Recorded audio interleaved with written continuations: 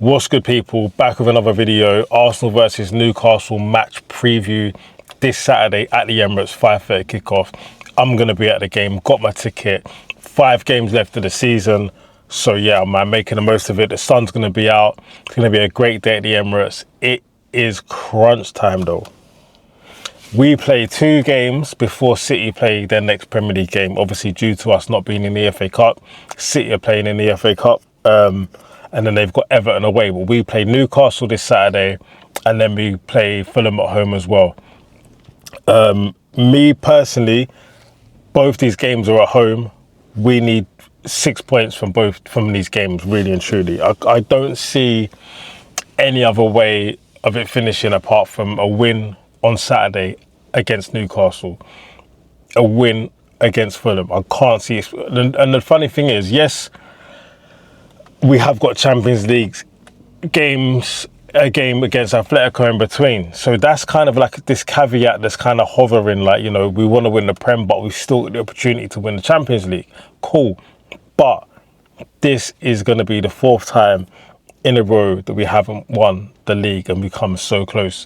We're 5 games away. If there's any time to like really lock in and get results, 5 games, that's what they've got to do. 5 games. We've got to get results from these last 5 games, man. And we've got 3 of them, I think, are at home. So it's like, come on.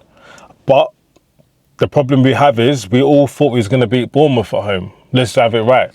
I don't think many Arsenal fans thought we would lose that game.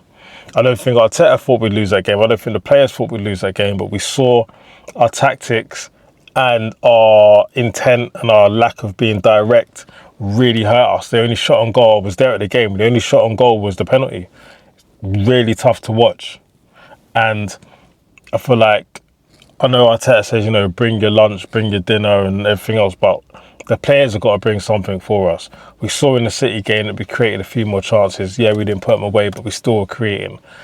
Eze's the man of moments, and I think he needs to stay on the pitch.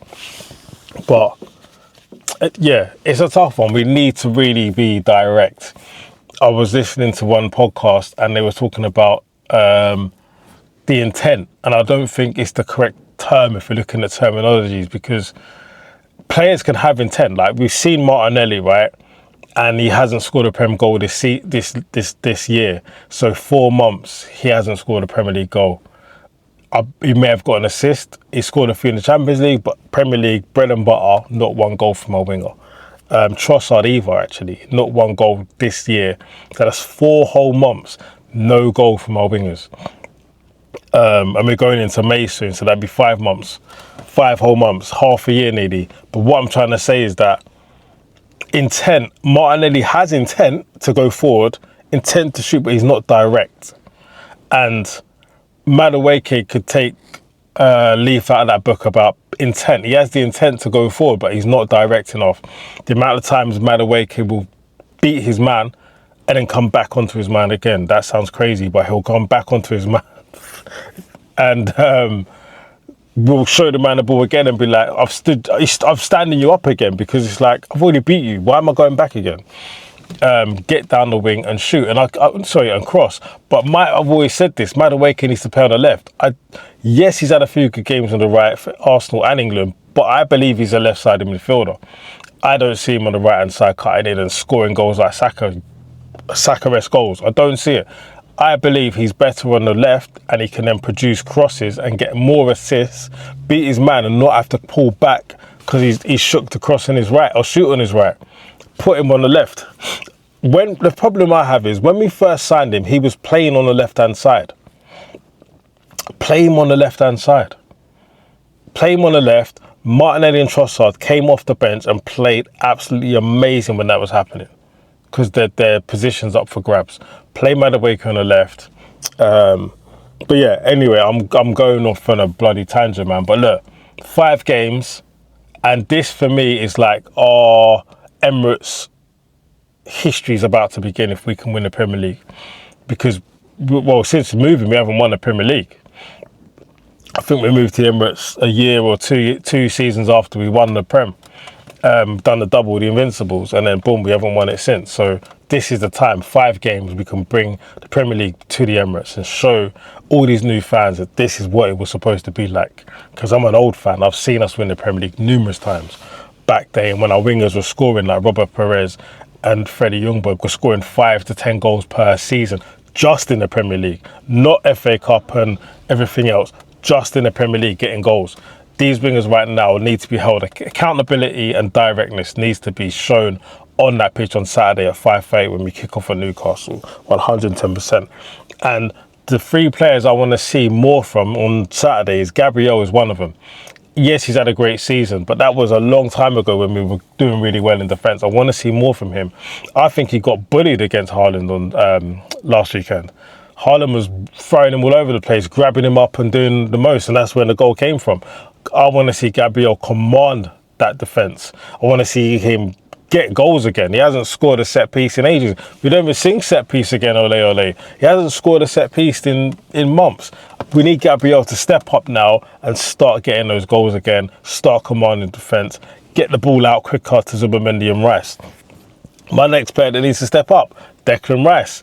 Take the ball a lot more, be direct, go forward, gallop. But when I see Declan Rice running, it's scary. He flies past people. He's actually really quick and got such a big leg span. It's crazy.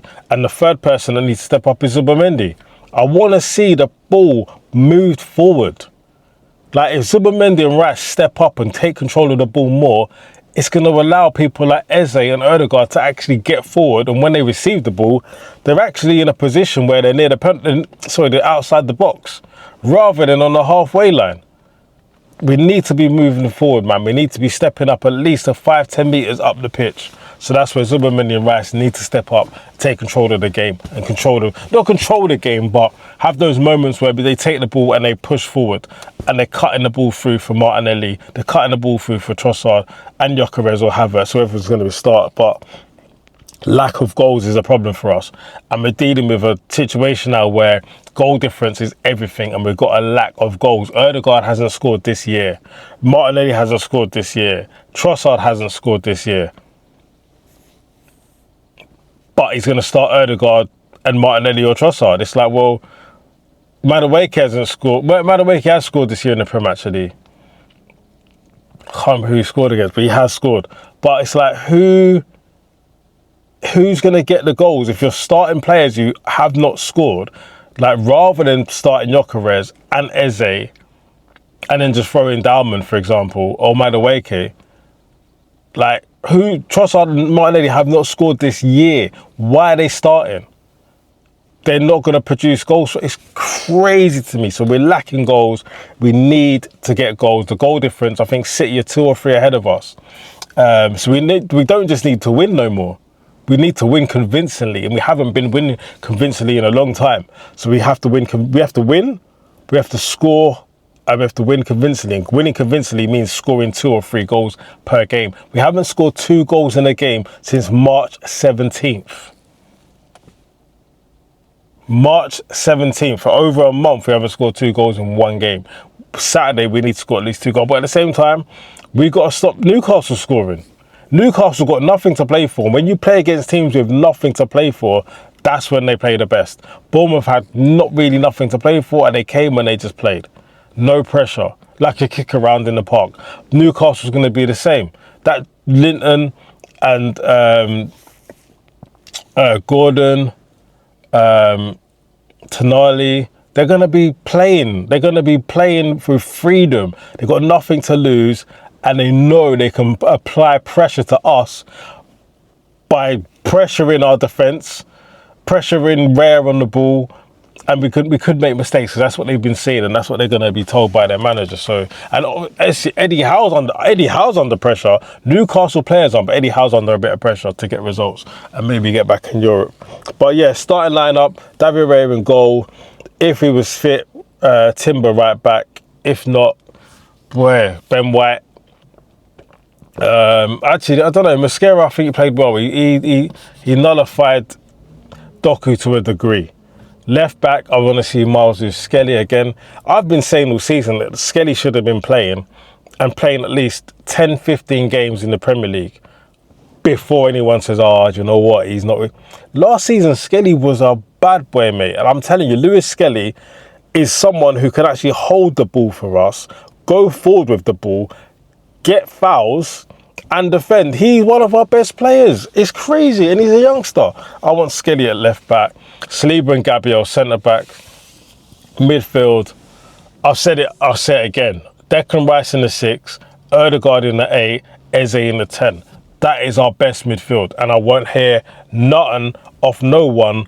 There's no stats to say that's not our best midfield. There's no stats to say Zubimendi's a better midfielder. The only problem with that midfield, yeah, is that Ødegaard isn't great at tackling in an 8 or anywhere on the pitch. He doesn't put a foot in, and he jockeys a lot. He chases the ball a lot, but he doesn't actually follow through. He doesn't make a tackle or doesn't even hang a foot out if you watch him. But I feel like he can do that if he's told to.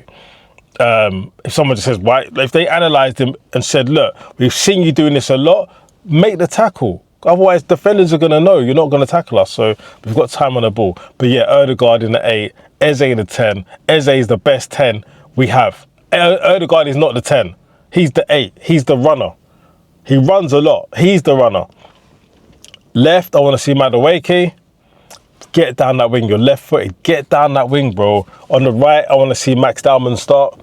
No reason for Max Dowman not to start in my eyes. And up top, I want to... Do you know what? I do prefer... I don't like to say it, but I do prefer Havertz up top. But I prefer Gyökeres starting, Havertz coming on after 70 minutes. Havertz, Trossard and Martinelli have all performed better coming off the bench this season. When they start, they stink. They absolutely stink up the dance. So put Gyökeres up top, 70th minute, bang on, whether he scored or not, bring on Havertz to go up top. And I feel like that is key. Left wing, 70th minute or 65th minute, bring off Madueke, bring on Martinelli. Right, if Saka's not fit, on the right, put Trossard after Dowman, but give them their running. Eze plays 90 minutes, Ødegaard plays 90 minutes, Rice plays 90 minutes. Yeah? That's it. That's the starting lineup. And honest to God, man, if Arteta doesn't get this over the line, we got to have a talk, bro. We got to have the discussion about, are you good enough? We see what happened to Liam Messina, gone, 3 months. Yeah? Amarin, gone. We're seeing managers getting dashed out quick, no long thing.